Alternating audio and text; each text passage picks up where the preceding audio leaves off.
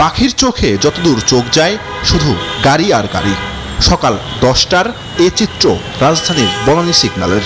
রোজা শুরুর পর থেকেই এমন যানজটের কবলে নগরবাসী। রমজান শুরু হবার পর থেকেই তীব্র যানজটে নাকাল হচ্ছেন নগরবাসী। সেই যানজটের তীব্রতা আরও বাড়ে ইফতারের আগে। অনেককেই ইফতার করতে হয় রাস্তায় বসে। পুলিশের নেওয়া কোনো উদ্যোগই যেন কাজে আসছে না। পরিস্থিতির আরও অবনতি হবে রমজানের শেষের দিকে। বিশেষজ্ঞরা বললেন, রমজানের সমাধানের পথ নেই, তবে অবৈধ পার্কিং বন্ধ হলেই নগরীর সড়কে কমবে যানজট। আরও জানাচ্ছেন সহকর্মী জুবায়ের সানি, ছবি তুলেছেন শেখ জালাল।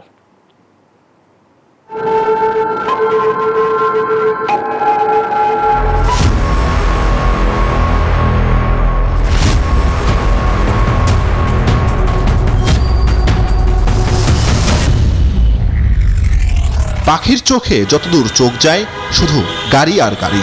সকাল 10টার এ চিত্র রাজধানীর বনানী সিগন্যালের। রোজা শুরুর পর থেকেই এমন যানজটের কবলে নগরবাসী। দুপুর 12টা, দিনের এই সময়টায় যানজটের তীব্রতা তুলনামূলক কিছুটা কম থাকে, কিন্তু এখন চিত্র পুরোটাই ভিন্ন। তীব্র যানজট, দীর্ঘ সময় সিগন্যালে গাড়ি আটকে থাকার যন্ত্রণা ভোগ করতে হচ্ছে সাধারণ মানুষকে। পুলিশের পক্ষ থেকে এত প্রস্তুতি থাকার পরও কেন তৈরি হলো এমন পরিস্থিতি? এই ঈদে জামা জুতো অ্যাক্সেসরিজের ডিসকাউন্ট। শুধু ইফতারের আগেই নয়, রমজানে মোটামুটি দিনভরই এমন যানজটের কবলে পড়েন নগরবাসী। একই সময় অফিস শুরু ও শেষ হওয়া, অবৈধ পার্কিং, যত্রতত্র বাসগুলোর যাত্রী ওঠানোর কারণেই এমন যানজটের সৃষ্টি হচ্ছে বলে মনে করে রাজধানীবাসী।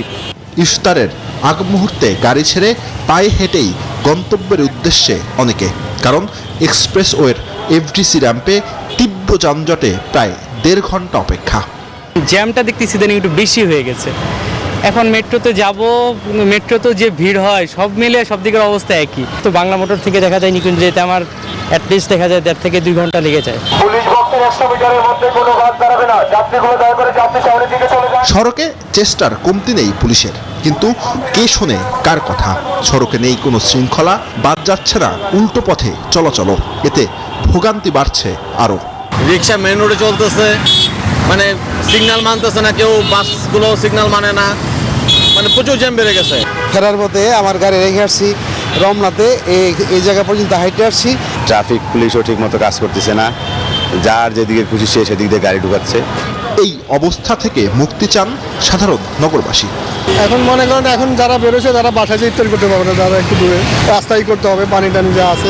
প্রতিদিনই এই সময়টা যানজটের কারণে বাসায় গিয়ে ইফতার করা হয় না। প্রায় আধা ঘন্টার বেশি সময় ধরে দাঁড়িয়ে আছে। এখন সময়ের মধ্যে পৌঁছাতে পারবো কিনা বাসায় সেটাও বলতে পারছি। রমজানে কিভাবে মিলবে এই ভোগান্তি থেকে মুক্তি, তার সমাধান দিলেন বুয়েটের এই অধ্যাপক।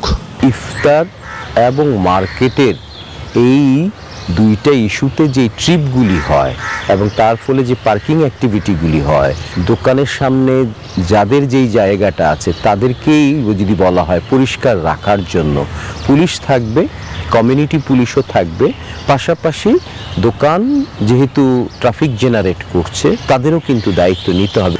এখনই পরিকল্পনা না নিলে এবার ঈদের সময় ভোগান্তির মাত্রা অসহনীয় হতে পারে বলে আশঙ্কা তার। জুবায়ের সানি, নিউজ 24, ঢাকা।